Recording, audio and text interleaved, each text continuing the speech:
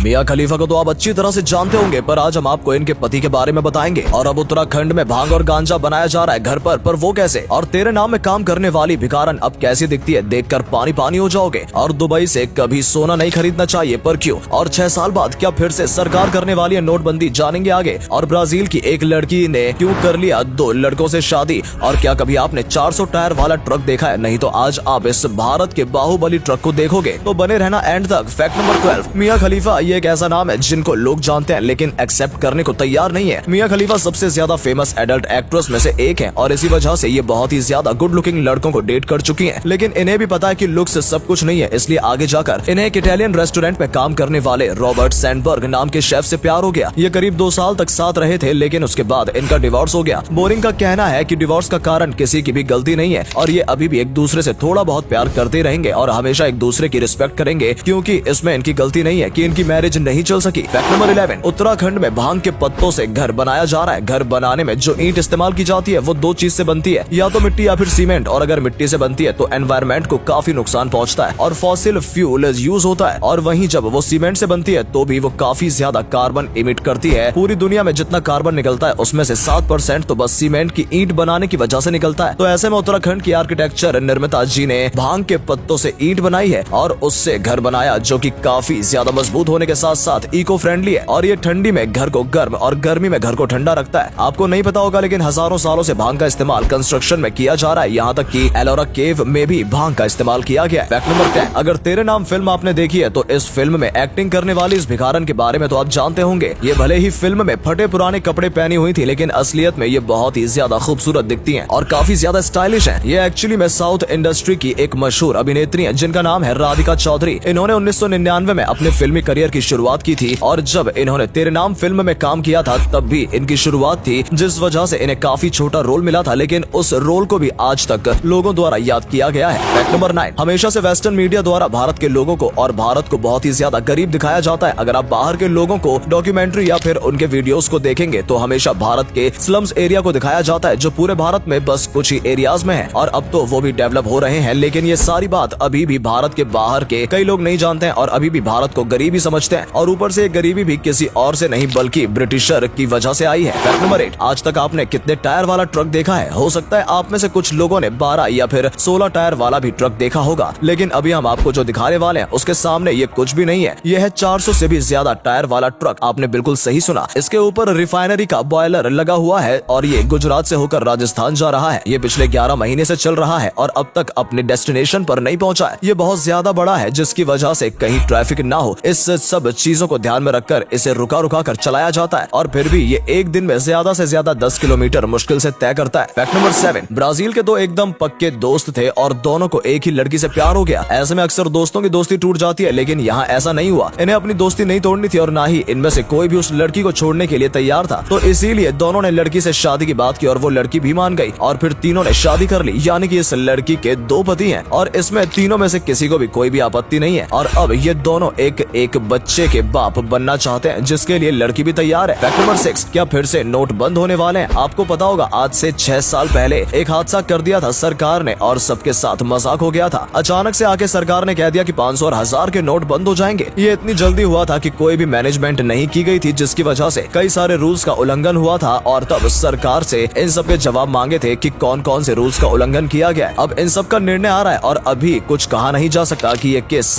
और मोड़ लेगा। फैक्ट नंबर 5, यानी कि इंटरनेशनल स्पेस स्टेशन में लगे कैमरे जो होते हैं वो इतने ज्यादा पावरफुल होते हैं कि वो स्पेस में रहकर भी कैमरों से जूम करके आपके जूते का कलर बता सकते हैं। फैक्ट नंबर 4, थिएटर में अब जो पिक्चर दिखाई जाती है उसके लिए डिजिटल प्रिंटर्स का इस्तेमाल किया जाता है, लेकिन पहले कुछ इस तरीके से प्रिंटर्स या फिर कैसेट का इस्तेमाल किया जाता था। आपको नहीं पता होगा, लेकिन ये देखो यहाँ पर 7 रोल हैं और ऐसे में 7 रोल मिलाकर बस एक पिक्चर बनती है। पहले जितनी भी पिक्चर थिएटर में रिलीज की जाती थी वो कुछ इस तरीके से बनाई जाती थी और अगर इन कैसेट्स में थोड़ा भी स्क्रैच या फिर कुछ मिट जाता था तो फिर थिएटर की स्क्रीन पर भी वैसा ही दिखता था। फैक्ट नंबर 3, अभी भी भारत के फादर ऑफ नेशन के बारे में पूछा जाता है तो आपके मुंह से गांधी जी का नाम निकलता होगा, लेकिन क्या आपको पता है गांधी जी असलियत में फादर ऑफ नेशन नहीं है। हम हमेशा से गांधी जी को फादर ऑफ नेशन कहते हैं, लेकिन एक 10 साल की बच्ची के दिमाग में आया कि ऐसा क्यों, और जब उसने RTI में कंप्लेंट फाइल की तब उसे जवाब मिला कि भारत के संविधान के हिसाब से किसी मिलिट्री पर्सन को छोड़कर किसी को भी कोई टाइटल नहीं दिया जा सकता है, इसलिए गांधी जी को भी फादर ऑफ नेशन जैसा कोई भी ऑफिशियल टाइटल नहीं दिया गया है। ये तो बस लोग उन्हें बुलाते हैं। Fact number 2,